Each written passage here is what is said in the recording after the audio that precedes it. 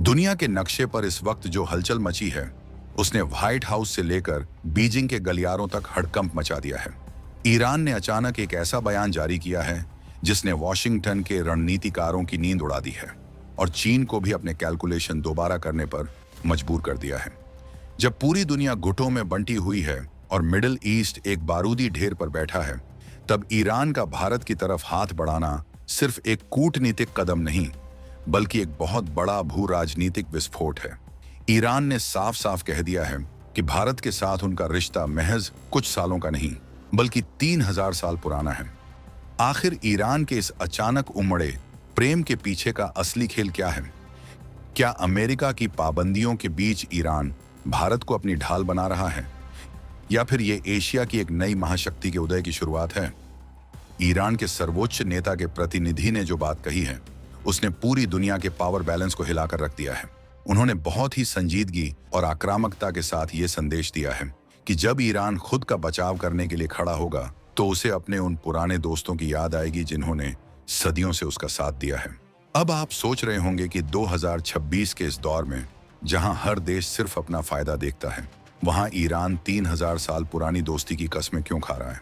क्या ये सिर्फ एक जज्बाती बयान है, या इसके पीछे कोई बहुत गहरी रणनीति छिपी है? असल में ईरान इस वक्त चौतरफा घेरेबंदी का सामना कर रहा है और उसे पता है कि इस चक्रव्यूह को तोड़ने की ताकत सिर्फ दिल्ली के पास है। लेकिन क्या भारत इस दोस्ती के लिए अपनी ग्लोबल इमेज और अमेरिका के साथ रिश्तों को दांव पर लगाएगा? इस पूरे मामले की गहराई को समझना है तो आपको आज के ग्लोबल सिनेरियो को देखना होगा। 2026 की शुरुआत से ही दुनिया में जो अस्थिरता है, उसने पुराने गठबंधनों को कमजोर कर दिया है। ईरान के ऊपर पश्चिमी देशों का दबाव बढ़ता जा रहा है। पाबंदियां कलयुग के श्राप की तरह उसका पीछा नहीं छोड़ रही हैं। ऐसे में ईरान का ये कहना कि हमें अपना बचाव करना है और भारत हमारा सबसे पुराना साथी है, ये सीधे तौर पर अमेरिका को एक चुनौती है।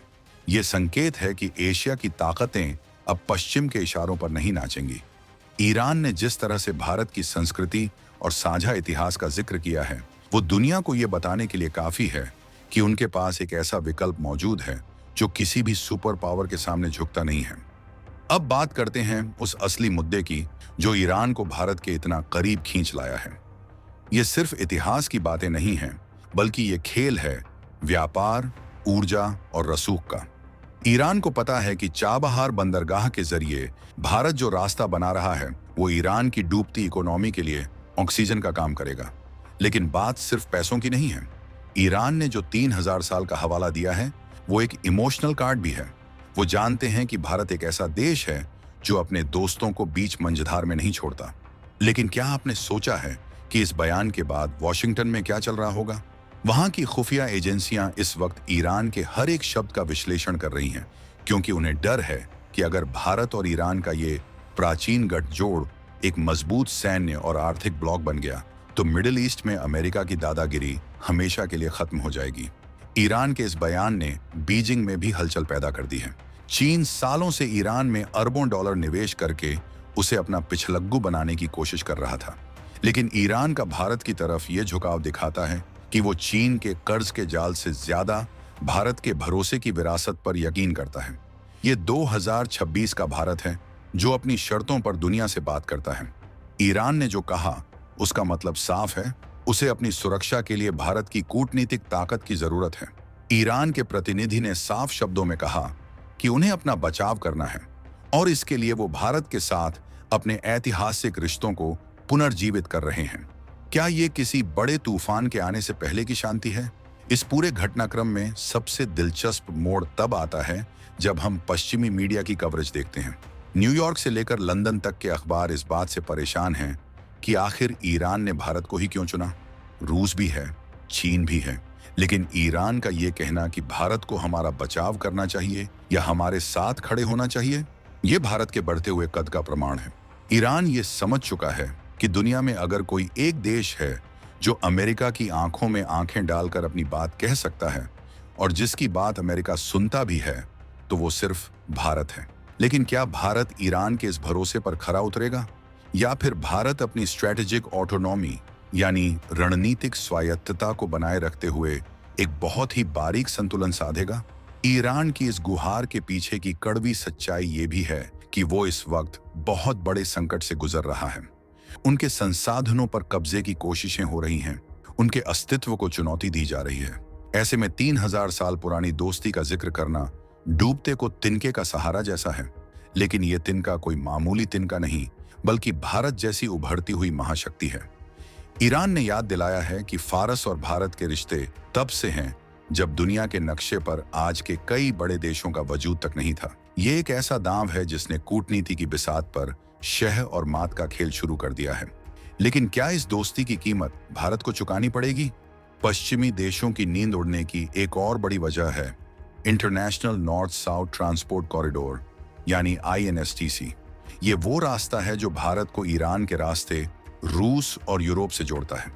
अगर भारत और ईरान के रिश्ते इस बयान के बाद और मजबूत होते हैं तो स्वेज नहर पर पश्चिम का जो एकाधिकार है वो खत्म हो जाएगा। ईरान इसी चाबी का इस्तेमाल कर रहा है। वो भारत को ये एहसास दिला रहा है कि ईरान की स्थिरता में ही भारत का आर्थिक हित छिपा है। ईरान के प्रतिनिधि का ये कहना कि हमें अपना बचाव करना है, असल में भारत के लिए एक कॉल टू एक्शन है। वो कह रहे हैं कि अगर ईरान कमजोर हुआ तो भारत का ये महत्वाकांक्षी प्रोजेक्ट भी खतरे में पड़ जाएगा। क्या आपने कभी सोचा था कि इतिहास की बातें आज के दौर में इतनी बड़ी व्यापारिक रणनीति बन सकती है? लेकिन रुकिए, ये कहानी इतनी भी सीधी नहीं है। भारत के सामने एक तरफ ईरान की ये पुरानी दोस्ती है और दूसरी तरफ इजरायल और अमेरिका जैसे आधुनिक रणनीतिक साझेदार। ईरान ने जो कार्ड खेला है उसने भारत को एक कठिन परीक्षा में डाल दिया है। ईरान चाहता है कि भारत खुलकर उसके पक्ष में बोले, खासकर अंतर्राष्ट्रीय मंचों पर। ईरान के प्रतिनिधि ने जिस तरह से अपनी बात रखी है उसमें एक तरफ दर्द है तो दूसरी तरफ उम्मीद। उन्होंने भारत को एक बड़े भाई की तरह देखा है जो मुश्किल वक्त में साथ खड़ा हो। लेकिन 2026 की कूटनीति जज्बातों से नहीं बल्कि ठोस फायदों और नेशनल सिक्योरिटी से चलती है। तो क्या भारत सिर्फ 3000 साल पुराने इतिहास के लिए अपने वर्तमान के फायदों को किनारे कर देगा? ईरान के इस बयान में जो डिफेंड यानी बचाव करने वाला शब्द है वो बहुत भारी है। इसका मतलब ये नहीं है कि ईरान भारत से हथियार मांग रहा है।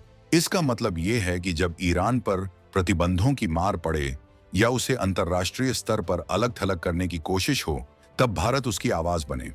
ईरान जानता है कि भारत की ग्लोबल गुडविल इतनी जबरदस्त है कि अगर भारत किसी के साथ खड़ा हो जाए तो दुनिया का नजरिया बदल जाता है। ये ईरान की एक बहुत ही सोची समझी चाल है। वो भारत के जरिए पश्चिम के देशों तक ये संदेश पहुंचाना चाहते हैं कि हम अकेले नहीं हैं। लेकिन सवाल ये उठता है कि क्या पश्चिमी देश भारत के इस बढ़ते रसूख को बर्दाश्त करेंगे?